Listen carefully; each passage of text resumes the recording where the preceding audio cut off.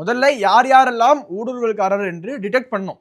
நாடு முழுக்க அவ்வளோ தேடுதல் வேட்டையை ஈடுபடணும். ஏன்னா அங்கங்க உண்மையில சொல்ல போனா ஸ்லீப்பர் செல்ஸ் மாதிரி பதுங்கி இருக்காங்க. அனைவரையும் தேடி தேடி கண்டுபிடித்து இதுல பல பேருடைய பேரு வாக்காளர் பட்டியல்லே இருக்கு. அந்த வாக்காளர் பட்டியலில் இருக்கக்கூடிய பேர்லாம் டெலீட் பண்ணும். அப்புறமா அவங்க எல்லாருமே டிபோர்ட் பண்ணணும், நாடு கடத்த வேண்டும், இந்த தேசத்திலிருந்து அப்புறப்படுத்த வேண்டும் என்பதை ஒரு மிஷனாக சங்கல்பமாக எடுத்திருக்கிறோம். இதுக்கு முன்னாடி நீங்க பார்த்திருப்பீங்க, பாரத பிரதமர் நரேந்திர மோடி அவர்கள் கடந்த சுதந்திர தின உரையின் போதே டெமோகிராபிக் மிஷன் என்ற ஒரு மிஷனை அறிவிச்சாரு. இந்த நாட்டை வேகமாக மாறக்கூடிய இந்த டெமோகிராபிக் இம்பேலன்ஸை அட்ரஸ் பண்ணும் விதமாக கடுமையான நடவடிக்கைகளை எடுக்க போகிறோம் என்று பிரதமர் சொன்னதை அமித்ஷா அவர்கள் மேற்கோள் காட்டி, இது மூலமாக நிறைய கான்ட்ரோவர்சிஸ் வரும், சர்ச்சைகள் ஏற்படும்.